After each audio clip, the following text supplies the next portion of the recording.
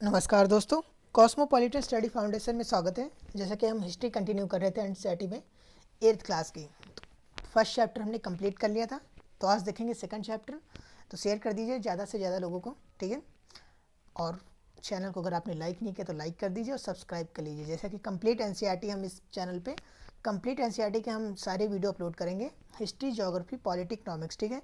तो हिस्ट्री में हमारा 8th क्लास चल रहा है और ज्योग्राफी में हमने 7th क्लास कंप्लीट कर रहे हैं। इकोनॉमिक्स का मैंने 9th क्लास अपलोड कर दिया है, ठीक है।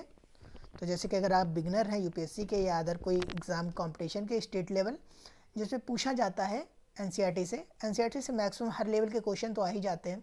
एसएससी का आप एग्ज़ाम दे रहे हो या कोई भी, मैक्सिमम क्वेश्चन आपको एनसीईआरटी से मिल जाते हैं अगर आपने सही से रीड किया है। तो काफ़ी इंपॉर्टेंट है, तो कंटिन्यू करेंगे, ठीक है।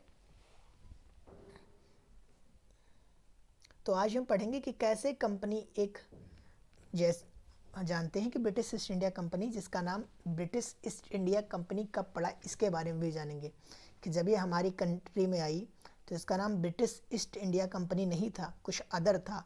और उसके बाद कब इसका नाम ब्रिटिश ईस्ट इंडिया कंपनी पड़ा ये भी जानेंगे, कब आई और कैसे इसने व्यापार करने के इरादे से आई थी, किस प्रकार से इसने शासन करना शुरू किया, किस प्रकार इसने शासन में हस्तक्षेप किया, किस तरीके, कौन से तरीके अपनाए कि हमारी समाज में अपनी सत्ता स्थापित की, इसके बारे में पढ़ेंगे, ठीक है। तो हम 8th क्लास पढ़ रहे हैं एनसीईआरटी। जैसे कि जब हम 6 पढ़ते हैं तो हमारा कॉन्सेंट्रेट रहता है कि हम एंशियंट पढ़ रहे हैं, जब 7th पढ़ते हैं तो हमें लगता है मीडियम पढ़ रहे हैं, मिडिल पढ़ रहे हैं, और जब 8th पढ़ते हैं तो हमारा कॉन्सेप्ट रहता है कि हम मॉडर्न पढ़ रहे हैं। लेकिन इसका हाई लेवल हम आगे पढ़ेंगे 12th क्लास में, ठीक है। जो 12th की एनसीईआरटी है उसमें थोड़ा आगे दे रखा है, तो देखते हैं। मुग़ल बादशाहों में औरंगजेब आखिरी शक्तिशाली बादशाह था। जैसे कि हम जानते हैं मुग़ल शासन में जो इससे पहले वाले चैप्टर में मैंने काफ़ी आपको डेट्स बताई है, फैक्ट बताए हैं, काफ़ी इंपॉर्टेंट होते हैं, तो आप देख लीजिएगा अगर नहीं देखा है। तो औरंगजेब का जब शासनकाल समाप्त, औरंगजेब की 1707 में मृत्यु हुई, तो इसके शासन मृत्यु के बाद शासन पे कौन बैठा था? बहादुर शाह बैठा था। 62 साल की उम्र में बैठा था। 62 साल की उम्र में जब बैठा तो इसके शासनकाल में एक डच यात्री का समूह आया। तो उसने बताया कि एक ऐसा बहादुर शाह जफ़र के बारे, बहादुर शाह जो बैठा था उनके बारे में बताया कि ऐसा सम्राट था, लास्ट अंतिम सम्राट था मुग़ल साम्राज्य का, जिसके बारे में 2 अच्छे शब्द कहे जा सकते हैं। इसके बाद जितने भी सम्राट जो हुए मुग़ल समाज के, उनके बारे में कुछ नहीं कहा जा सकता। अच्छा, तो 62 साल की उम्र में बैठा था बहादुर शाह, ठीक है। 1707 में औरंगजेब की मृत्यु हुई। औरंगजेब की मृत्यु के समय 21 सूबे थे, 14 उत्तर में थे, 7 दक्षिण में थे। सारे पॉइंट मैंने जैसे कंप्लीट कर चुका हूँ। उसके बाद आपको कंप्लीट दिखाता भी रहूँगा कि आपको हाँ कॉन्फिडेंस रहे कि इसी बारे में बताया गया है, और उसके जो फैक्ट हैं और कॉन्सेप्ट है वो आपको बताता रहूँगा कि आपके माइंड में कॉन्सेप्ट बैठ जाए, ठीक है। 1707 में मृत्यु के बाद मुग़ल सूबेदार बड़ी जमींदारी, अपनी ताकत दिखाने लगे, ठीक है। जो सूबेदार थे जिन्हें मनसबदार कहा जाता था, और मनसबदार प्रथा का प्रचलन किसने किया था? अकबर ने किया था, ठीक है। वो अपनी ताकतें दिखाने लगे, क्यों? क्योंकि उनको जात और दिया जाता था, पद कितनी जात का है तो उनके पास उतनी सेना होती थी।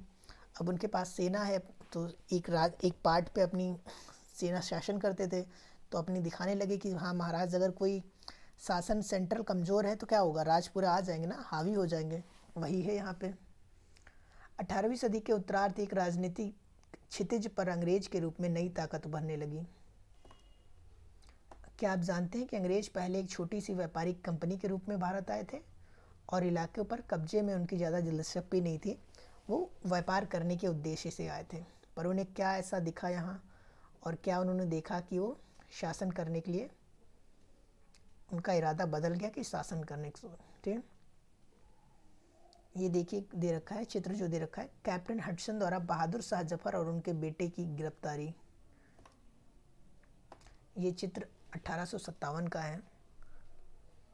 बहादुर शाह जफर, जफर जिसका उपनाम था, मैं बताता हूँ, इसकी स्टोरी भी थोड़ा अच्छी लगेगी कि 62, इसकी जो 65 उम्र जो होती है 1857 में, 1857 का जैसे कि युद्ध का जो होता है, जब दिल्ली से सेना, मराठों के जो मराठे होते हैं, सेना होती है दिल्ली पहुँचती है, जब छुड़ा करके, जो ओरिजिनल इसका शासन होता है 1857 का विद्रोह का, कहते हैं कि किसने अध्यक्षता की थी? अध्यक्षता यानी एक तरीके से अध्यक्षता समझ सकते हैं कि जो विद्रोह हुआ था 1857 का, किसके कहने पे हुआ था या किसके अंदर संचालन हुआ था? तो नाम ऐसे हम कहते हैं बहादुर शाह जफ़र, बट अगर हम पूछेंगे वास्तविक कौन था, तो वास्तविक था बख्त खां। बख्त खां था, इनका ही प्रधानमंत्री था बहादुर शाह जफ़र का। तो 1857 के बाद इनके जब पकड़ने यानी कि विद्रोह का दमन करते हैं अंग्रेज़, तो विद्रोह का दमन करते करते बहादुर शाह जफ़र को गिरफ्तार करने के लिए आते हैं। तो ये हुमायूं के मकबरे में होते हैं, हुमायूं के मकबरे में छिपे होते हैं। इनके सामने ही इनके बेटे को मार दिया जाता है। कहते हैं, स्टोरी बता रहा हूँ अलग, एक याद रखने के लिए, आपके थोड़ा सा माइंड में रहेगा तो याद रहेगा, अदरवाइज़ हमें कोई जानने की ज़रूरत नहीं है, लेकिन माइंड आप में थोड़ा सा कॉन्सेप्ट बन जाए इसके लिए। और इनको यहाँ से म्यांमार भेज दिया जाता है, जेल में डाल के म्यांमार भेज दिया जाता है। तो इस शायरी लिखा करते थे। तो लास्ट में इस शायरी लिखते हैं कि बड़ा ही बदनसीब निकला तो ये जफ़र, 2 गज ज़मीन भी ना मिली अपने वतन की। और 1865 में मृत्यु हो जाती है बहादुर शाह जफ़र की। ठीक है, यहीं पे वो बताया गया है, बेटे को जफ़र के सामने ही मार दिया जाता है और इनको कैद कर लिया जाता है। थोड़ा सा स्टोरी और कॉन्सेप्ट आप देखते रहेंगे तो अच्छा भी लगेगा पढ़ने में और याद भी रहेगा हमें। ठीक है, तो आगे देखते हैं कैसे कंपनी कब आई, क्या गलती की हम भारतीयों ने जो हमारे परिजनों ने शासन किया, और वो गलती हम ना करें दोबारा, इसलिए हम पढ़ते हैं हिस्ट्री। ठीक है, पढ़ने का एम क्या है हमारा? पढ़ने का एम ये होना चाहिए कि हम जाने तो अपने कंट्री के बारे में, अपने देश के बारे में, विदेश के बारे में, कि अगर हम कमज़ोर हुए तो विदेशी क्या कर सकते हैं, और अगर हम ताकतवर हुए तो हम क्या कर सकते हैं। ठीक है, और अगर हम एकजुट हुए तो क्या कर सकते हैं, अगर हम बिखर गए तो क्या होगा हमारे साथ। बिखरने का ही नतीजा था जो हमने देखना पड़ा 16वीं शताब्दी में। तो सन 1600 में ईस्ट इंडिया कंपनी ने इंग्लैंड की महारानी एलिजाबेथ प्रथम से चार्टर में, जैसे कि 31 दिसंबर 1999 को हासिल करते हैं। ठीक है, तो उसे 1600 बता दिया गया है। चार्टर मिलता है जिसकी तरफ से इन्हें व्यापारिक अनुमति मिलती है, कि व्यापारिक एक अधिकार मिल जाता है, कि व्यापारिक एक अधिकार के तहत आकर पूर्व की तरफ अपना व्यापार कर सकते हैं। और इनकी कंपनी के सिवाय, ब्रिटिश ईस्ट इंडिया कंपनी के सिवाय किसी अदर कंपनी को व्यापार करने की अनुमति नहीं थी। कि ये देखिए यूरोप, मैं दिखाता हूँ आपको मैप के द्वारा तो समझ में आएगा। जैसे कि ये यूरोप था, इन्हें अधिकार मिला था ब्रिटिश ईस्ट इंडिया कंपनी को, जिसका नाम बाद में पड़ा ब्रिटिश ईस्ट इंडिया कंपनी, कि आप पूर्व के साथ व्यापार कर सकते हैं। पूर्व का मतलब था पूर्व की डायरेक्शन बनाएंगे तो ये डायरेक्शन थी कि यहाँ से आप व्यापार कर सकते हैं और इस दिशा से कोई अदर व्यापारी कंपनी व्यापार नहीं करेगी। तो यहाँ जैसे कि हमने इससे पहले चैप्टर में पढ़ा था कि खोज करने का क्या हुआ, वास्को डिगामा पुर्तगाली। ठीक है, अब्दुल कैसे यहाँ से, इस पार्ट को केप ऑफ गुड होप कहा गया। यहाँ से आकर कौन लौट गया था, और किस राजा ने यहाँ, किस इंग्लैंड के राजा ने या स्पेन के राजा ने केप ऑफ गुड होप कहा था इस पार्ट को। ठीक है, फिर वास्को डिगामा आता है अब्दुल नाम के एक गुजराती के साथ, और पहुंचता है वो केरल में पहुंचता है। वहाँ हमारे एक शासक होता है, शासक का नाम क्या होता है ये आप चेक करिएगा फिर बताइएगा। ठीक है, यहाँ पे केरल में पहुँचते हैं और यहाँ से लेके जाता है काली मिर्च। काली मिर्च यहाँ से जिस रेट में लेके जाता है उससे बहुत गुना, दुगुना, 4 गुना, 100 गुना काफ़ी ज़्यादा बेनिफिट कमाता है, बहुत ज़्यादा। इसलिए इनका इस ध्यान जाता है हमारे कंट्री पे।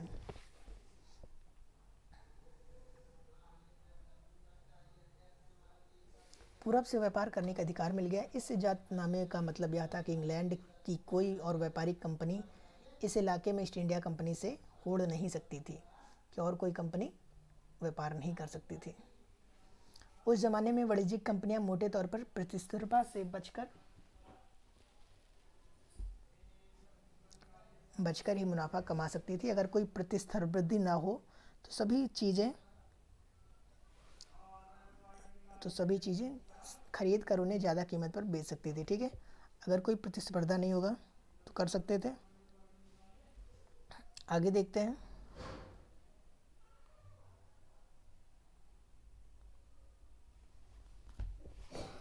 लेकिन यह शाही दस्तावेज दूसरे ताकतों को पूरब के बाज़ारों में आने से रोक नहीं सकता था। जब तक इंग्लैंड के जहाज अफ्रीका के पश्चिम तट को छूते हुए केप ऑफ गुड होकर, बताया हमने केप ऑफ गुड कहाँ पड़ता है पश्चिम में, लगकर हिंद महासागर पार करते पुर्तगाली ने भारत के पश्चिमी तट पर अपनी उपस्थिति दर्ज करा दी। गोवा में अपना ठिकाना बनाने पहुंचे थे। ठीक है, पुर्तगाली के खोजी यात्री वास्को डी गामा थे 1498 में। ठीक है, उम्मीद करते हैं इतना समझ आया होगा। 17वीं शताब्दी की शुरुआत तक डच भी हिंद महासागर में व्यापार की संभावनाएं तलाशने लगे। तो इसका सीक्वेंस, ठीक है, आगे देख लेते हैं। इसके बाद सीक्वेंस बता देता हूँ आपको। कंपनियां आई, कंपनियों के बारे में बता रहा है, मौका मिलते हैं। अब हम जानेंगे कंपनियों का व्यापार। तो यहाँ पे हमने जाना इतनी देर में, ये जो ऊपर का हमने कंसेंट पढ़ा, इसमें बताया गया है कि कौन सी कंपनी आई, क्या हुआ, इसके बारे में नॉर्मल है। तो इसमें मैं आपको सीक्वेंस बता देता हूँ। जैसे कि अगर हम बात करेंगे कि कंपनियाँ, जो कंपनी स्थापना हुई उसका क्रम अलग होता है, जो यात्री आए उसका क्रम अलग होता है।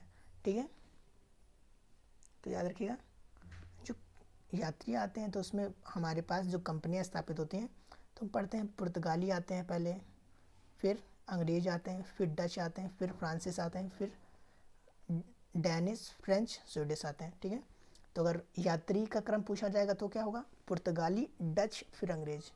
पहले पुर्तगाली आए थे यात्रियों में, उसके बाद डच आए यात्रियों में, उसके बाद अंग्रेज आए यात्रियों में, उसके बाद डैनिश, फ्रेंच, स्वीडिश लास्ट में लगा देंगे, हटा दीजिए, कोई ऊपर पूछा नहीं जाता। बट अगर कंपनी के बारे में पूछा जाएगा तो याद रखिएगा पुर्तगाली, फिर अंग्रेज, फिर डच। जैसे कि पुर्तगाली जो आए थे 1498 में आए थे, मैं बताता जा रहा हूँ। जैसे कि मेरे पास इतना अभी इंस्ट्रूमेंट नहीं है कि मैं आपको सही से लिख के बता सकूँ, इसलिए बता रहा हूँ, जो बोल रहा हूँ वो लिख लीजिए। कंटेंट ठीक है, ये तो आपको पीडीएफ के रूप में मिल जाएगा, इसके लिए कोई प्रॉब्लम नहीं है। तो जब 1498 में पुर्तगाली आए, उसके बाद 1498 1500 में जाना हमने, 1500 से इन्होंने एक शताब्दी तक शासन, एक शताब्दी तक व्यापार करते रहे, मुनाफा कमाते रहे।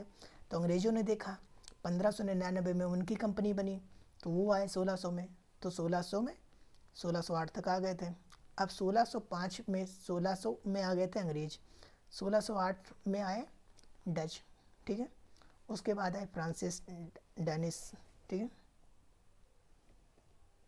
अब हम जानेंगे कंपनी कैसे व्यापार करना शुरू की। पहली इंग्लिश फैक्ट्री कहाँ लगी थी, 1651 में हुगली नदी के किनारे पर शुरू हुई। कंपनी के व्यापारी यहाँ से अपना काम चलाते थे। इन व्यापारियों को उस ज़माने में फैक्टर कहा जाता था, फैक्टर। ठीक है, तो ये पूछ सकता है आपसे क्वेश्चन में, जैसे फैक्टर ये न्यू टर्मिनोलॉजी के रूप में यूज़ कर सकता है यूपीएससी। इस फैक्ट्री में वेयर हाउस था, जहाँ निर्यात होने वाली चीज़ों को जमा किया जाता था। यहीं पर उसके दफ्तर थे जिनमें कंपनी के अफसर बैठते थे। जैसे जैसे व्यापार फैला, कंपनी ने सौदागर और व्यापारियों के फैक्ट्री के आसपास आकर बसने के लिए प्रेरित किया। 1696 तक कंपनी ने इस आबादी के चारों तरफ एक किला बनाना शुरू कर दिया। तो ये आपसे एक शब्द के रूप में पूछ लेगा, कंपनी ने 1696 से किला बनाना शुरू कर दिया, हाँ या नहीं में। इस तरीके से 2 से 3 कथन दे देगा, तीनों पूछ लेगा कौन से सही है कौन से गलत है। तो हमें ऐसे कथन को अपने माइंड में रखना है, ऐसे स्टेटमेंट को, कि how to tackle that type statement. ठीक है, बाद उसने मुगल अफसरों को रिश्वत देकर 3 गांवों की जमींदारी भी खरीद ली। जैसे कि जानते हैं कब खरीदी थी, 1699 में खरीदी थी। किससे खरीदी थी, आजी मुशान से। कहाँ, बंगाल में। नाम क्या था 3 गांव का, जैसे कि 3 गांव की जमींदारी खरीदी थी, कालिकाता, सूतीनाता, गोविंदपुर। आजी मुशान ने खरीदी थी, आजी मुशान से खरीदी थी। बंगाल का कौन था वो, 1699 में आजी मुशान। मैंने इससे पहले चैप्टर में बताया है कि 1707 में बंगाल का जो 2 पद होते थे, एक पद होता था सूबेदार का और दूसरा होता था लेखा जोखा रखने वाले का, उसे कहते थे लेखा जोखा रखने वाले का। ठीक है, जो राजस्व व्यवस्था करता था। तो यहाँ का 1699 में जो सूबेदार था आजी मुशान था, बट उसका रिलेशनशिप था मुग़ल साम्राज्य में, तो वो रहता नहीं था बंगाल में। बंगाल का काम कौन देखता था, मुर्शीद कुली खां देखते थे, और रहता था वो अवध में या मुग़ल में, दिल्ली में। ठीक है। तो उससे ख़रीदा था आजिमुशान से जॉब चॉरनॉक ने। अंग्रेजी शासक था, अंग्रेज का था कैप्टन जॉब चॉरनॉक। काफ़ी बार पूछा गया 3 गांव खरीदने के लिए, ठीक है। 3 गांव खरीदे थे जॉब चॉरनॉक से और उस पर शासन करने लगा, वही बताया। अब इसे कलकत्ता कहा जाता है। तीनों गांव बना के तीनों गांव को मिला दिया और उसे एक नाम दिया कलकत्ता। गोविंदपुर, कालीकाता, सूतीनाता, तीनों को मिला के कलकत्ता बनाया। आगे देखते हैं। कंपनी ने मुगल सम्राट औरंगजेब को इस बात के लिए भी तैयार कर लिया कि कंपनी को बिना शुल्क चुकाए व्यापार करने का फरमान जारी कर दें। कि इन्होंने मुगल सम्राट को भी मनाया, औरंगजेब को, कि कंपनी को कर ना देना पड़े, बिना कर के बिना टैक्स के वो अपना सामान ला सकें, सामान खरीद सकें, सामान ले जा सकें। ठीक है, उम्मीद करते हैं ये क्लियर हुआ होगा। आगे देखते हैं, इस पॉइंट पर इतना ही बताया गया। अब हम जानते हैं कैसे कि व्यापार तो हमने देख लिया, अब देखते हैं युद्ध के बारे में। 18वीं सदी की शुरुआत में कंपनी और बंगाल के नवाबों का टकराव बढ़ गया। औरंगजेब की मृत्यु के बाद बंगाल के नवाब अपनी ताकत दिखाने लगे। ठीक है, कि उम्मीद कर रहे हैं क्लियर हो रहा होगा। अगर कोई प्रॉब्लम होती है तो आप कमेंट कर सकते हैं, या टेलीग्राम का लिंक दे रखा है, आप फॉलो करके वहाँ आप शेयर कर सकते हैं क्या प्रॉब्लम है, कौन सा कॉन्सेप्ट आपका मे बी जो क्लियर ना हो, मुझे क्लियर हो तो मैं क्लियर कर सकता हूँ। ठीक है, अगर मुझे पता होगा तो मैं बता दूंगा, अदरवाइज़ उस समय दूसरी क्षेत्रीय ताकतों की स्थिति वैसी ही थी। मुर्शीद कुली खां के बाद अलीवर्दी खां और उसके बाद सिराजुद्दौला बंगाल के नवाब बने। मुर्शीद कुली खां कब नवाब बना था? 1717 में। उसके बाद अलीवर्दी खां बनते हैं, उसके बाद सिराजुद्दौला बनते हैं। तो मुर्शीद कुली खां जब बनता है 1717 में, कहाँ का नवाब? बंगाल का नवाब। तो नवाब नहीं, सूबेदार बनता है। ठीक है, नवाब यहाँ पे दे दिया बट सूबेदार बनते हैं। और ये अपने आप को स्वतंत्र नहीं भेजा करता है, मुगल में अपने आप को स्वतंत्र भी घोषित नहीं करता है और शासन स्वतंत्र चलाया करता है। कहने का अर्थ ये है कि हमने आपसे कहा भी नहीं कि हमें आपसे ये लड़ाई भी नहीं सीधे कर रहे हैं, हम आपके नीचे यानी कि आपके आगे सामने झुक भी रहे हैं, कि आपको हम दे रहे हैं, कि हम आपको टैक्स भी दे रहे हैं, बट हम अपने राज्य में आपका दखल अंदाज नहीं करने दे रहे हैं। उस प्रकार से किया था मुर्शीद कुली खां ने। तो मुर्शीद कुली खां जब 1717 में बंगाल का सूबेदार बना, तो इसने यहाँ पे इसकी राजधानी चेंज कर दी। तो जैसे कि पहले जो बंगाल की राजधानी थी ढाका थी, पर ढाका से इसने मुर्शिदाबाद स्थानांतरण किया। तो कई बार पूछा गया है कि ढाका से मुर्शिदाबाद किसने राजधानी स्थानांतरण की थी? तो मुर्शीद कुली खान ने किया था। और उसके बाद लास्ट में आता है एक सिराजुद्दौला पढ़ते हैं। सिराजुद्दौला के बाद हम किसे पढ़ते हैं? मीर कासिम। और मीर कासिम के बाद हम किसे पढ़ते हैं? आगे भी बताएंगे, तब बताएंगे किसने मुर्शिदाबाद से मंगलोर किया था। सभी शक्तिशाली शासक थे। व्यापार का अधिकार देने के बदले कंपनी से नजराने मांगे। इन्होंने कंपनी को इतनी छूट नहीं दी। जैसा कि सिराजुद्दौला काफ़ी नवयुवक था, तो इसके अंदर काफ़ी गुस्सा था कि हम अंग्रेज़ों को इतनी छूट क्यों दें, कि अंग्रेज़ों से इसके रिलेशन अच्छे नहीं थे। तो इसने यहाँ पे हम एक ब्लैक होल घटना के बारे में जानते हैं। कंपनी का कहना था कि स्थानीय अधिकारियों की बेतुकी मांगों से कंपनी का व्यापार तबाह हो रहा है। टकराव दिन, अब हम इसमें प्लासी का युद्ध पढ़ेंगे। उससे पहले हम जान लेते हैं कि प्लासी का युद्ध का कारण क्या था, किस रीजन से प्लासी का युद्ध हुआ। इसमें देखते हैं, अगर बता रखा है तो अच्छी बात है, अदरवाइज़ हम आपको क्लियर करेंगे। 1756 में अलीवर्दी खान की मृत्यु के बाद सिराजुद्दौला बंगाल का नवाब बना। सिराजुद्दौला की ताकत से काफ़ी भय था कंपनी को। कंपनी एक ऐसा कठपुतली नवाब चाहती थी जो उसे व्यापारिक रियायतें दे, कि उसे कोई कर ना ले और व्यापार करने दे। कंपनी ने प्रयास किया कि सिराजुद्दौला के प्रतिद्वंदियों में से किसी को नवाब बना दिया जाए। कंपनी को कामयाबी नहीं मिली। जवाब में सिराजुद्दौला ने हुक्म दिया कि कंपनी उसके राज्य में राजनीतिक मामलों में टांग ना अड़ाए। जिसे कंपनी चाहती थी कि सिराजुद्दौला बना था, बट कंपनी चाहती थी मीर कासिम को बना दिया जाए। ठीक है, मीर जाफ़र और मीर कासिम के बारे में दो पढ़ते हैं। ठीक है,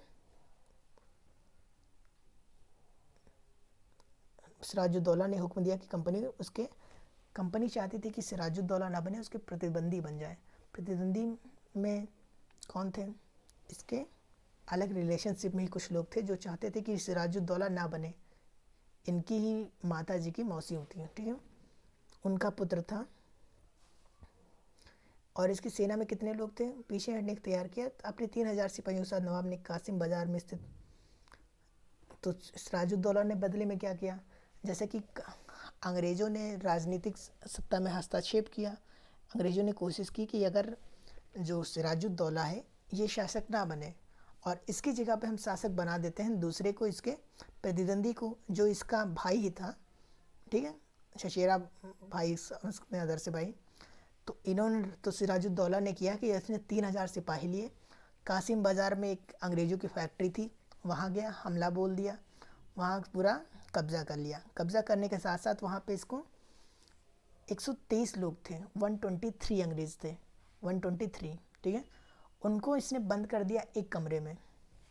एक कमरा था, रूम, और रूम में, इसी को हम ब्लैक होल घटना के नाम से जानते हैं, ठीक है, एक रूम था, इस रूम में बंद कर दिया 130 लोग को। रूम का एरिया था 17x18, पता नहीं कैसे बंद कर दिया। उसमें से सिर्फ 2 या 3 लोग बचे थे, उसमें से एक नाम था ब्लैक होल, एक अंग्रेज का नाम था ब्लैक होल। तो उन्होंने इसका वर्णन किया है, तो भी से इसका नाम, इस घटना का नाम पड़ गया ब्लैक होल घटना, ठीक है, ब्लैक होल घटना। और ब्लैक होल घटना के बाद तब होता है प्लासी का युद्ध। अब जब होगा, क्लाइव आएगा, और क्लाइव के साथ में रॉबर्ट क्लाइव। जब पता चला कि कलकत्ता से इनका राज्य जो है, इनका जो सैन बना रखा है व्यापार के लिए फैक्ट्री, उस पर कब्जा हो गया है, किसका? सिराजुद्दौला का। तो अंग्रेज जो तो मद्रास में थे, और मद्रास में इन्होंने थोड़ी सी शक्ति पाली थी, यानी कि जब आगे पढ़ते हैं तो हम जानते हैं कि इस काल में मद्रास में इनके पास थोड़ी ताकत थी, सत्ता में हस्तक्षेप किया था तो थोड़ी बहुत ताकत आ गई थी, क्योंकि हैदराबाद के निज़ाम और उधर हैदराबाद के निज़ाम और त्रिवणकोर में थोड़ा सा चल रहा था, उसमें इन्होंने थोड़ी सी शक्ति पाली थी। वो हम पढ़ेंगे तब जानेंगे, बट इतना जानिए कि हाँ, इनके पास थोड़ी शक्ति आ गई थी और कॉन्फिडेंस आ गया था। तो रॉबर्ट क्लाइव और वाटसन, एक नाम और याद रखिएगा, पूछा नहीं गया बट पूछ सकता है। रॉबर्ट क्लाइव आता है और दूसरा होता है वाटसन। रॉबर्ट क्लाइव पोस्ट क्या होती है इसकी? एक क्लर्क होता है, सेना का एक टुकड़ी लेके आता है और हमला कर देता है सिराजुद्दौला पे। अब सिराजुद्दौला के साथ में कौन साथ होता है, कौन इसके खिलाफ होता है, इसके बारे में काफ़ी बार पूछा गया है, तो भी जान लेते हैं। तो नवाब के साथ लंबे समय तक सौदेबाजी चली। आखिरकार 1757 में रॉबर्ट क्लाइव ने प्लासी के मैदान में सिराजुद्दौला के खिलाफ कंपनी का नेतृत्व किया। तो प्लासी का युद्ध कब हुआ? 1757, 23 जून 1757। डायरेक्ट डेट पूछ लेता है वनडे एग्जाम में, तो याद रखिएगा 23 जून 1757 में। हार का एक बड़ा कारण उसके सेनापति मीर जाफ़र, यहाँ पे जो मीर जाफ़र था यही प्रतिद्वंदी था इसका। तो मीर जाफ़र ने धोखा किया। मीर जाफ़र और एक और होता है मीर जाफ़र, और इसके साथ साथ कुछ और लोग होते हैं जो बैंकर होते हैं और शासन के ही कुछ लोग होते हैं। हार इसे रॉबर्ट क्लाइव ने कहकर साथ मिला लिया और सिराजुद्दौला को हटाकर मीर जाफ़र को नवाब बना दिया। तो यहाँ पे जब प्लासी का युद्ध होने आता है तो अंग्रेज जब आते हैं मद्रास से, रॉबर्ट क्लाइव के नेतृत्व में सेना की टुकड़ी आती है। तो रॉबर्ट क्लाइव जो होता है मिलता है पहले डायरेक्ट, तो इसके पास इतनी ताकत थी नहीं कि सिराजुद्दौला को हरा सके, तो मीर जाफ़र से ये हाथ मिलाता है और मीर जाफ़र को लालच देता है कि हम आपको बंगाल का नवाब बना देंगे, आप हमारा साथ दीजिए सिराजुद्दौला के खिलाफ युद्ध में,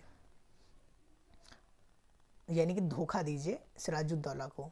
तो मीर जाफ़र लालच में आ जाता है। मीर जाफ़र साथ देता था अंग्रेज़ों का साथ देता है। तो जो सिराजुद्दौला और जो मीर जाफ़र होता है ये एक अच्छे पद पे होता है सिराजुद्दौला के काल में। तो सारी सेना का आधी से ज़्यादा सेना का कंट्रोल इसके हाथ में होता है। और 2-3 नाम होते हैं, बैंकर एक होता है जगत सेठ, और अमीन चंद होता है एक जो थाना प्रभारी होता है, वो भी इनके साथ मिला होता है। 2-3 नाम पूछे गए थे यूपीएससी के एग्ज़ाम में प्रीवियस ईयर पेपर देखेंगे तो उसमें दिखेगा आपको। ये दोनों लोग मिलके अंग्रेज़ों का साथ देते हैं और जो सिराजुद्दौला थे उसकी तरफ से भी एक दो लोग लड़ते हैं। उनके कंट्रोल में भी कुछ सेना थी लेकिन ज़्यादा नहीं थी। तो मीर मादन था, एक था मीर मदन। मीर जाफ़र तो धोखेबाज था और मीर मदन जो था वो लड़ता रहता है सिराजुद्दौला की तरफ से, और सिराजुद्दौला और मीर मदन यहीं पे मारे जाते हैं। तो इस पर कवि नवीन चंद्र थे, भारत के कवि हैं नवीन चंद्र। ये स्टेटमेंट काफ़ी बार पूछा गया है कि किसने कहा है कि मीर जाफ़र नवीन चंद्र का स्टेटमेंट दूसरा है। नवीन चंद्र का स्टेटमेंट है कि दुख की शाश्वत काली रात, मीर जाफ़र ने, कवि नवीन चंद्र कहते हैं कि दुख की शाश्वत काली रात की शुरुआत हुई जब शासन आता है मीर जाफ़र का। दुख की शाश्वत काली रात की शुरुआत, ये कहते हैं कवि नवीन चंद्र।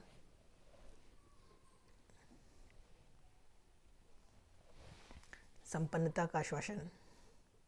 फिर यहाँ जब मीर जाफ़र शासन करने लगता है, आगे देखते हैं, अगर फिर हम बता देंगे आपको स्टोरी पूरी।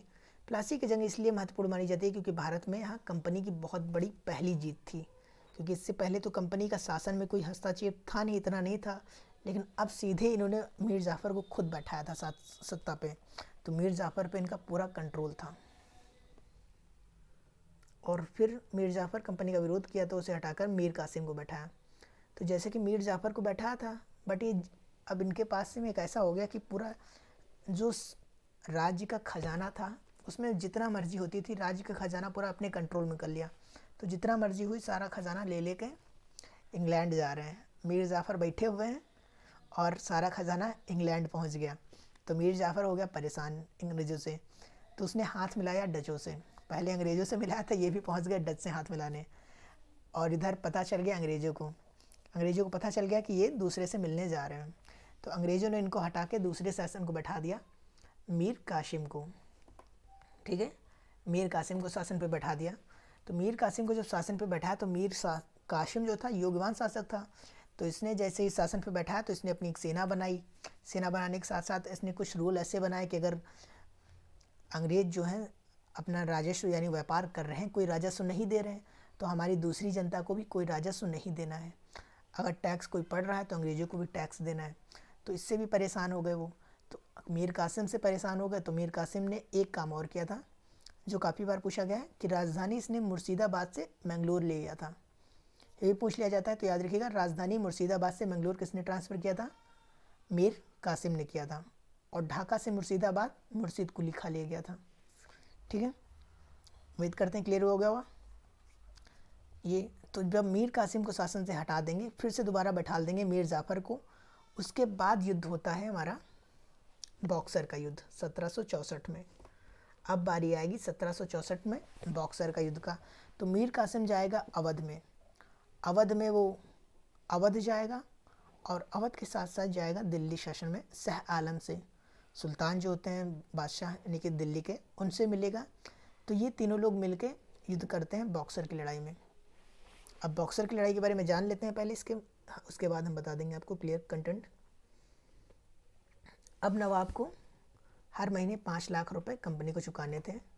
कंपनी सैनिक खर्चों से निपटने के लिए व्यापारिक जरूरत खर्चों को पूरा करने के लिए पैसा चाहती थी। 1765 में जब मीर जाफ़र की मृत्यु हुई तब उस कंपनी के इरादे बदल चुके थे। कठपुतली नवाब के साथ अपने खराब अनुभव को देखते हुए क्लाइव ने ऐलान किया कि हम खुद ही नवाब बनना पड़ेगा, हमें खुद ही नवाब बनना पड़ेगा। आखिरकार 1765 में मुगल सम्राट ने कंपनी को बंगाल के प्रांत का दीवान नियुक्त किया। दीवान मिलने के कारण कंपनी के बंगाल विशाल राजस्व पे इनका कंप्लीट नियंत्रण हो गया था। कंपनी के अफसर नवाब बन बैठे। जानते हैं नवाब बनने का क्या मतलब था? इसका एक मतलब था कंपनी के पास अब सत्ता और ताकत थी।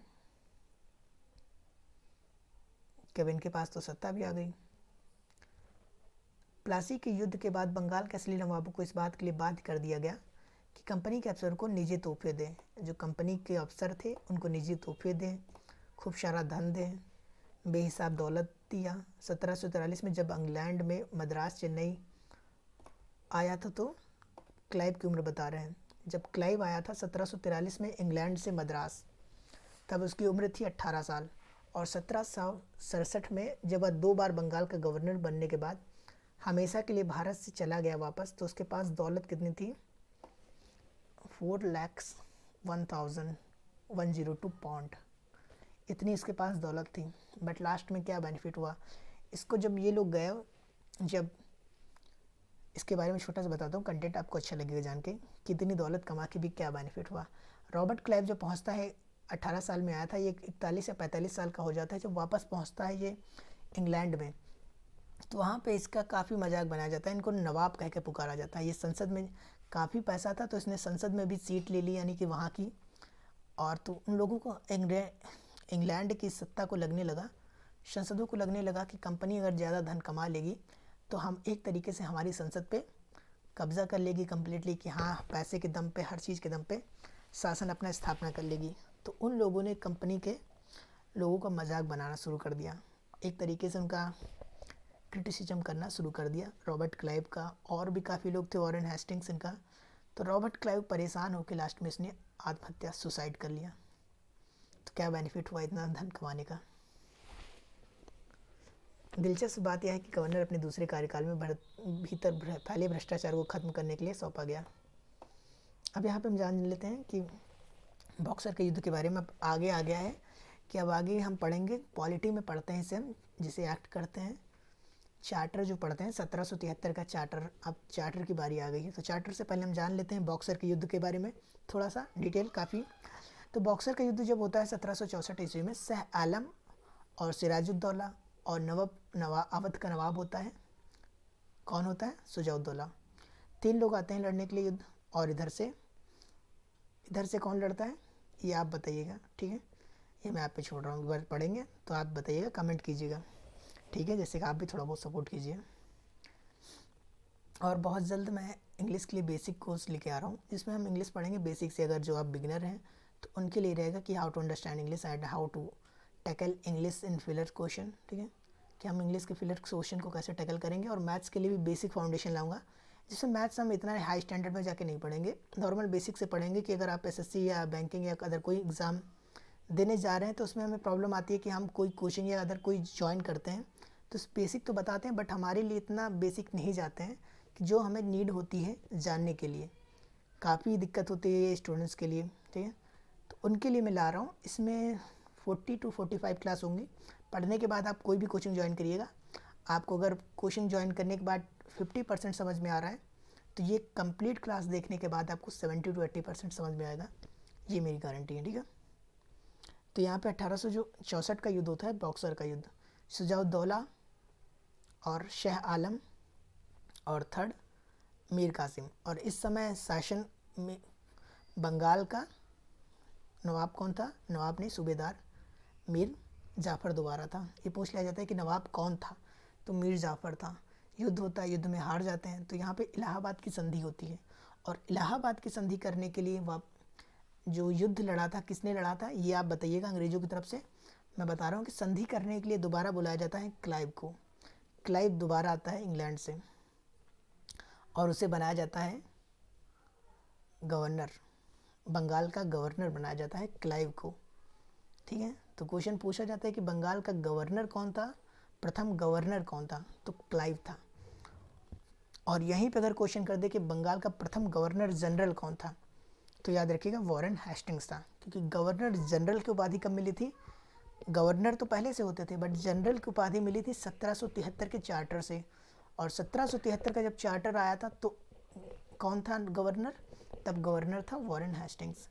और जब 1764 का जब ये होता है, संधि होती है, इलाहाबाद की संधि 2 संधि होती हैं। इसमें शाह आलम से करता है संधि और एक सेपरेट करता है शुजाउद्दौला से। तो जो शाह आलम से संधि करता है, इसके भी 2 पॉइंट शॉर्ट नोट्स में लिख लीजिएगा, आपको काफ़ी अंडरस्टैंडिंग अच्छी आएगी। कि जो शाह आलम से संधि करता है कि बंगाल की दीवानी ले लेता है और उसके बदले में कहता है कि 1 लाख रुपए पर वर्ष 25 लाख रुपए पर ईयर हम मुगल साम्राज्य को देंगे। 25 लाख या 1 लाख, इसमें थोड़ा सा देखना पड़ेगा, आप ये कन्फर्म रखिएगा। कि कहता है कि मैं आपको सालाना इतना धन देता रहूँगा और आप मुझे बंगाल की दीवानी दे दीजिए। 1 पॉइंट से करता है और इनको दे देता है शाह आलम को इलाहाबाद के कुछ राज्य दे देता है, इलाहाबाद की कुछ ज़मीन। शाह आलम से शुजाउद्दौला से इलाहाबाद के कुछ राज्य ले लेता है और उनसे 50 लाख रुपए लेता है युद्ध हर्जाने के रूप में शुजाउद्दौला से। ओके। 1864 की संधि किसके काल में हुई थी? हमने युद्ध के बारे में जाना, युद्ध किसके समय में हुआ था? मीर कासिम के काल में। और जो संधि हुई थी ये किसके समय हुई थी? तो याद रखिएगा, नजमुद्दौला। नजमुद्दौला किसका पुत्र था? मीर कासिम का, उसके काल में हुआ था संधि। ठीक है, यहाँ पे काफ़ी कंफ्यूजिंग है और यहाँ से मैक्सिमम पॉसिबिलिटी रहती है कि क्वेश्चन आ सकते हैं, क्योंकि काफ़ी कंफ्यूजन पोर्शन है यहाँ पे। और उसके बाद गवर्नर बनता है वॉरेन हेस्टिंग्स। फिर 1773 से आ जाते हैं चार्टर। चार्टर ऐसा नहीं कि 1773 से आए थे, इससे पहले भी आया था चार्टर, बट इतना नहीं इम्पोर्टेंट था। 1765 में आया था। 1765 में कहा जाता है कि कंपनी जो है हर वर्ष प्रतिवर्ष 10 लाख रुपए देगी संसद को। लेकिन जो एक लिखित चार्टर सही से आता है वो आता है 1773 में चार्टर। यहाँ पे देखिए वही बता रखा है कि क्लाइव जो होता है लास्ट में 1774 में आत्महत्या कर लेता है।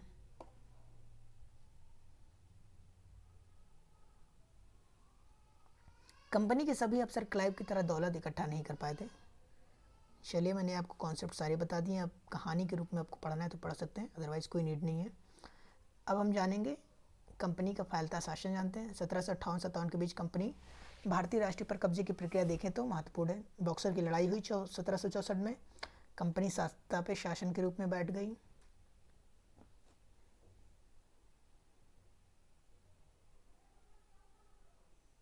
ये क्रम बता रहे हैं, ये क्रम के लिए मैं आपको शॉर्ट ट्रिक बता दूंगा, उससे आप याद कर लीजिएगा। इसमें इतना आप देखते रहेंगे काफ़ी कन्फ्यूज़न होगी। ओके, तो अब हम जानते हैं टीपू सुल्तान के बारे में। टीपू सुल्तान के बारे में काफ़ी क्वेश्चन पूछ ले जाते हैं। ठीक है, तो हम ये भी उम्मीद करते हैं, पॉसिबिलिटी है कि आपको समझ में आ रहा होगा। टीपू सुल्तान जो था, जब कंपनी को अपने राजनीतिक आर्थिक हितों पर खतरा दिखाई देता तो कंपनी ने प्रत्यक्ष सैनिक टकराव का रास्ता भी अपनाया। दक्षिण भारत राज्य के मैसूर के उदाहरण से समझी जा सकती है। हैदर अली का शासनकाल था और हैदर अली का पुत्र था टीपू सुल्तान। विख्यात पुत्र टीपू सुल्तान का शासनकाल था 1782 से 1797। मालाबार तट पर होने वाला व्यापार मैसूर रियासत के नियंत्रण में था, जहां से कंपनी काली मिर्च इलायची खरीदती थी। 1785 में टीपू सुल्तान ने रियासत में पड़ने वाले बंदरगाहों से चंदन की लकड़ी, काली मिर्च और इलायची के निर्यात को रोक दिया। इसने कहा कि हमारे शासन से कोई काली मिर्च, इलायची और चंदन की लकड़ी बाहर नहीं ले जाएगा। तो अब इसमें हित टकराने लगे, किसके? अंग्रेज़ों के और टीपू सुल्तान के हित टकराने लगे। इसने रोक लगा दी और अंग्रेज़ों को व्यापार करना था। कोई ना कोई तो रीज़न होता है ना टकराने का। और दूसरा रीज़न जो था, यहाँ पे अगर पूछ सकते हैं आपसे, तो इसने व्यापारियों फ्रांसीसियों से घनिष्ठ मित्र बनाने, फ्रांसीसियों से घनिष्ठता संबंध बनाए और फ्रांसीसियों के तरीके से ही अपनी सेना का आधुनिकीकरण किया। कंपनी की फौज को हैदर अली टीपू सुल्तान ने कई बार युद्ध में हराया था। 1792 में मराठा हैदराबाद निजाम की संयुक्त फौज के हमले टीपू सुल्तान। चलिए, टेंशन नॉट, अभी मैं बताता हूँ आपको क्या हुआ था यहाँ पे पूरी कहानी हमने देखा। अब हम एक जान लेते हैं कि मैसूर के खिलाफ में कंपनी ने 4 युद्ध लड़े थे। 4 युद्ध लड़े थे जिसमें हम संधि भी बताएंगे। तो पहला युद्ध जो हुआ था, ये भी पूछता है काफ़ी बार, 1767 से 69, 1780 से 84, 1790 से 92 और 1799 लास्ट युद्ध। तो 1767 से 69 और 1780 से 84 प्रथम युद्ध, द्वितीय युद्ध। प्रथम युद्ध द्वितीय युद्ध कौन लड़ता है? टीपू सुल्तान के फादर लड़ते हैं, पिताजी। ठीक है, और क्या नाम था इनका? एक सेकेंड, मुझे भी, जो हैदर अली, हैदर अली लड़ते हैं युद्ध 1767 से 69 और 1780 से 84 का युद्ध। और 1790, 92, 1799 में टीपू सुल्तान लड़ता है। 1782 का 80-84 का जो युद्ध होता है, इसमें 1782 में हैदर अली की मृत्यु हो जाती है। तो युद्ध को कंटिन्यू करता है टीपू सुल्तान और लड़ते लड़ते फिर संधि होती है। फिर 1790 से 92 में एक युद्ध होता है, फिर यहाँ संधि होती है और 1799 में टीपू सुल्तान की मृत्यु हो जाती है। तो यहाँ पे भी कई संधि की जाती है। मद्रास की संधि है, श्रीरंगपट्टनम की संधि है। श्रीरंगपट्टनम की संधि तो की जाती है 1792 में। इसके बारे में एक मैंने शॉर्ट क्लास डाल रखा है संधियों के बारे में, तो काफ़ी बेहतर रहेगा, आप वहाँ पे देख लीजिए, ठीक है। तो वहाँ से आपको ज़्यादा क्लियर हो जाएगा और पूरे कॉन्सेप्ट आपको पता चल जाएंगे। मैं यहाँ पे क्लियर करूँगा तो ज़्यादा और प्रॉब्लम होगी, क्योंकि हम एनसीईआरटी पढ़ रहे हैं तो इसी के बेस पे हमें जाना चाहिए। अब मराठों से युद्ध के बारे में जान लेते हैं। 18वीं शताब्दी के आखिरी से कंपनी मराठों की ताकत को भी काबू करने लगी थी, ठीक है। इसमें पानीपत की तीसरी लड़ाई जो हुई थी, किसके बीच हुई थी, ये हमने 7th क्लास के एनसीईआरटी में डीप से जाना था। और इसके क्या कारण थे, कौन इसका वास्तविक जो युद्ध में वास्तविक कौन था शासन, और कौन नाम मात्र रखा था सदाशिव राय, और कौन, इसके बारे में हमने काफ़ी जाना था, तो आप वहाँ से देख सकते हैं। और किस काल में, किस टाइम में सिंधिया, होलकर, गायकवाड़, भोसले ये अलग हो गए थे, और इनके साथ कौन कौन सी संधियाँ की थी अंग्रेज़ों ने, ये चलिए हम इस चैप्टर में भी देखेंगे कि सिंधिया, होलकर, गायकवाड़, जैसे कि इससे पहले भी हमने शिवाजी के बारे में जाना है तो उसमें भी बताया हुआ है, यहाँ भी देखेंगे। एक के बाद कई युद्धों में कंपनी के मराठों को घुटने पर टेकने के लिए मजबूर कर दिया। पहला युद्ध 1782 में सालबाई संधि के साथ समाप्त हुआ था। तो अंग्रेजों और मराठों के बीच पहली युद्ध हुआ था 1782 में, युद्ध में सालबाई की संधि हुई थी। दूसरा हुआ था 1803 से 5 में, और तीसरा हुआ था 1817 से 19 में। 3 युद्ध हुए थे, और 3 युद्ध के बाद पेशवा का जो पुणे भेज दिया था हटाकर कानपुर के पास बिठूर में पेंशन पर भेज दिया गया। अब विंध्य के दक्षिण में स्थित पूरे भाग पर कंपनी का नियंत्रण हो गया। तो कंपनी ने धीरे धीरे करके कंप्लीट नियंत्रण स्थापित करना शुरू कर दिया था। तो इसमें भी हमने जाना किसके बारे में नहीं है, हमने अभी हैदराबाद के बारे में नहीं जाना। हैदराबाद में जैसे हम पढ़ते हैं बंगाल, तो बंगाल में जब सेना लेकर आता है क्लाइव, तो उसी समय इसका नियंत्रण हो चुका होता है हैदराबाद, और उस पर नियंत्रण नहीं होता, लेकिन इसका मुगल शासन में जो शासक होते हैं उनके ऊपर काफ़ी अच्छा नियंत्रण हो जाता है। 18 सर्वोच्चता का दावा। 19वीं सदी की शुरुआत से ही कंपनी क्षेत्र विस्तार का आक्रमण नीति चला रही थी। लॉर्ड हेस्टिंग्स, और काफ़ी बच्चे कंफ्यूज रहते हैं लॉर्ड वॉरेन हेस्टिंग्स और लॉर्ड हेस्टिंग्स, तो याद रखिएगा 1773 में जो होता है शासन वॉरेन हेस्टिंग्स करता है, और 1803 से 1823 में लॉर्ड हेस्टिंग्स होता है, ठीक है। इनके बारे में ये पॉइंट अपना क्लियर रखिएगा अगर आपको भी कन्फ्यूजन है तो। उदाहरण के लिए अंग्रेजों ने कित्तूर, फिलहाल कर्नाटक में छोटे से राज्य को कब्जे में लेने का प्रयास किया, तो रानी चेन्नम्मा ने हथियार उठा लिए। रानी चेन्नम्मा के बारे में आप पढ़ सकते हैं, हथियार उठा लिए, आंदोलन छेड़ा। 1824 में गिरफ्तार कर लिया गया। 1829 में जेल में ही उनकी मृत्यु हो गई। चेन्नम्मा के बाद कित्तूर स्थित संगोली के एक गरीब चौकीदार रयन्ना, ये देखिए अभी न्यूज़ में था करंट में, चौतरफा समर्थन से सहायता से ब्रिटिश शिविर और दस्तावेजों को नष्ट कर दिया था। आखिरकार उन्हें भी अंग्रेज ने पकड़कर 1830 में फांसी पर लटका दिया। रवन्ना के बारे में सारे फैक्ट भी पढ़ लीजिएगा, जैसे करंट न्यूज़ में इस टॉपिक था अभी, तो उसके बारे में पूछ सकता है। अब हम जानते हैं 1830 के दशक में ईस्ट इंडिया कंपनी ने रूस के प्रभाव से बहुत डरी हुई थी, तो पूरी एशिया में फैलकर उत्तर पश्चिम से भारत को अपनी चपेट में ना ले ले, कि उत्तर पश्चिम जो अफगानिस्तान का क्षेत्र था, कि ऐसा ना हो कि रूस के जो शासक हैं, रूस का शासन उत्तर पश्चिम से होते हुए भारत पर भी अपना शासन स्थापित कर ले। इसलिए ब्रिटिश ने क्या किया देखते हैं। उन्होंने 1838 से 42 के बीच अफगानिस्तान के साथ लंबी लड़ाई लड़ी, प्रत्यक्ष कंपनी का शासन स्थापित कर लिया। 1843 में सिंधु पर भी कब्जा किया। इसके बाद पंजाब की बारी थी। यहाँ महाराजा रणजीत सिंह ने कंपनी का दाल नहीं गलने दी, लेकिन बाद में जब महाराजा रणजीत सिंह की मृत्यु हो जाती है उसके बाद यहाँ भी कब्जा कर लेते हैं। आखिरकार 1849 में अंग्रेजों ने पंजाब को भी अधिग्रहण कर लिया। विलय नीति के बारे में पढ़ेंगे। अधिग्रहण की आखिरी लहर 1848 से 56 के बीच दौड़ी, जब डलहौजी के बारे में तुम जानते हैं विलय नीति का। यहाँ पे एक पॉइंट पूछा जाता है, क्रम पूछ सकता है, ठीक है। सीक्वेंस तो याद रखिएगा, ये संतारा 1848 में, संबलपुर 1850 में, उदयपुर 1852 में, नागपुर 1853 में और झांसी 1854 में चली गई थी, तो इस किस काल में कहाँ किसको किसको मिलाया गया, ये सीक्वेंस आपसे पूछ सकता है बस, अदरवाइज कुछ नहीं पूछेगा। ओके, तो हमारा चैप्टर भी एंडिंग की तरफ है, हम एंड करते हैं चैप्टर और उसके बाद फिर हम कल देखेंगे third chapter. Governor general Warren Hastings 1785 से 1773-85 में फैलने में काफ़ी भूमिका निभाई थी। इसने 3 प्रेसिडेंसी बंगाल और मद्रास बम्बई पर कब्जा करवाया था। ठीक है, सेशन गवर्नर के पास होता था, सबसे ऊपर गवर्नर जनरल होता था। वॉरेन हेस्टिंग्स ने कई प्रशासकीय सुधार किए। अब ये ब्रैकेट के पॉइंट भी इंपॉर्टेंट होते हैं, तो अभी हम देखेंगे वॉरेन हेस्टिंग्स के बारे में। उससे पहले ये देख लेते हैं काजी कौन होता था, एक न्यायाधीश होता था। मुफ्ती कौन था, मुसलिम समुदाय का, मुस्लिम समुदाय का एक न्यायविद होता था। महाभियोग क्या था, जब इंग्लैंड के हाउस ऑफ कॉमन्स में किसी व्यक्ति के खिलाफ दुराचरण का आरोप लगाया जाता था, जैसे कि महाभियोग अभी भी हमारे संविधान में कुछ पॉइंट जो है उसी के तरीके से लिए गए हैं। महाभियोग जैसे राष्ट्रपति के ऊपर महाभियोग लगाया जाता है। किस 1772 में एक नई न्याय व्यवस्था स्थापित की गई। प्रावधान किए गए कि 2 अदालतें होंगी, फौजदारी अदालत, दीवानी अदालत। यहाँ पे 2 अदालत की स्थापना की बात की गई है, फौजदारी अदालत और दीवानी। दीवानी अदालत के मुखिया यूरोपीय जिला कलेक्टर होते थे।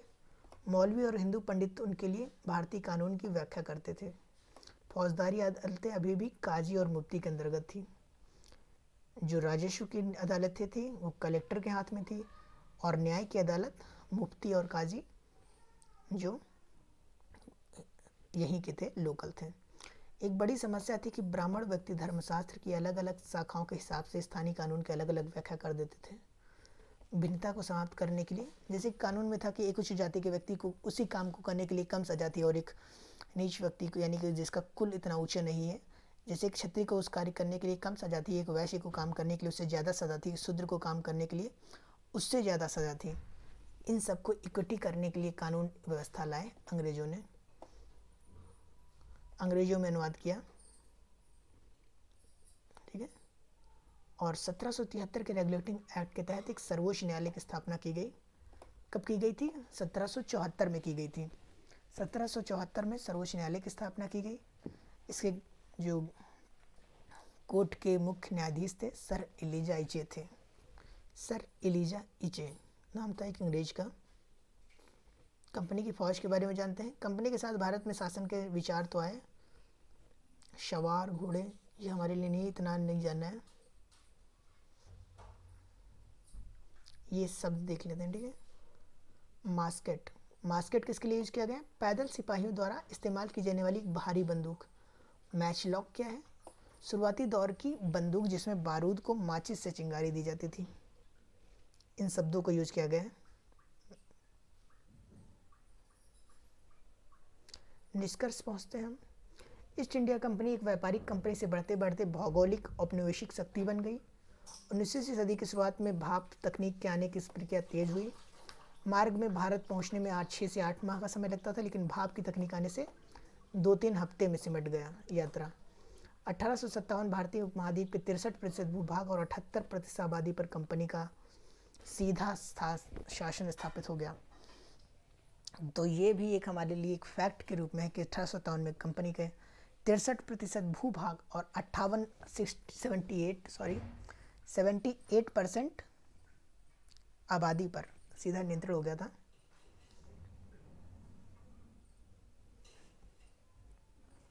दास व्यापार के बारे में जान लेते हैं कि डच व्यापारी 17वीं सदी में दक्षिण अफ्रीका पहुंचे। जो डच थे वहाँ दास व्यापार शुरू हो गया।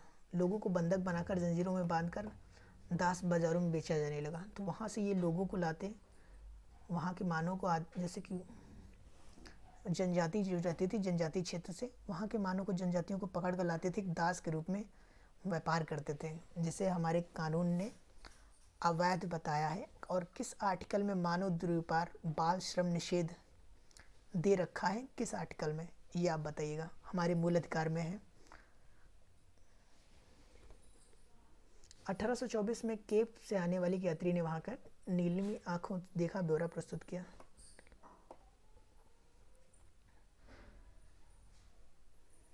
ठीक है, तो ये देख लेते हैं कुछ पॉइंट।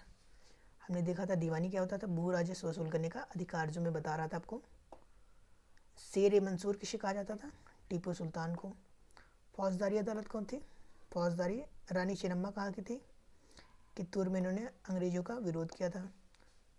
वॉरेन हेस्टिंग्स कौन था? भारत का पहला गवर्नर जनरल। और सिपाही फौजदारी अदालत, तो फौजदारी अदालत ही दे रखा है, सिपाही शिपाही के। तुमने ये जान लिया, ये चैप्टर कंप्लीट कर लिया है, ठीक है। कल हम कौन सा चैप्टर देखेंगे? जैसे कुछ पॉइंट और भी हैं टीपू सुल्तान के बारे में, बट वो अच्छा रहेगा कि जब हम आगे पढ़ेंगे तब जानेंगे। किसने सिक्के ढलवाने के लिए, खगोल शास्त्री भी था एक, ये इसने पहला शासक था जिसने कहा था कि हमारी जो शक्ति है, सेना जो है हमारे आर्थिक अर्थशास्त्र से जुड़ी हुई है। ग्रामीण क्षेत्र पर शासन के बारे में हम जानेंगे कल कि कैसे इन्होंने ग्रामीण क्षेत्र पे, आदिवासी क्षेत्र पे, जनजातीय क्षेत्र पे शासन स्थापन किया, ठीक है। तो चैनल को अगर आपने लाइक नहीं किया तो लाइक कर दीजिए, सब्सक्राइब कर लीजिए। जैसे कि बहुत जल्द हमारा फाउंडेशन कोर्स अदर सब्जेक्ट का भी आ रहा है, जिसमें हम इंग्लिश, मैथ्स और टोटल एनसीईआरटी कंटिन्यू करेंगे। तो बहुत बेनिफिशियल रहेगा आपके लिए, आपके फैमिली में अदर मेंबर्स जो हैं, अगर कोई स्टूडेंट है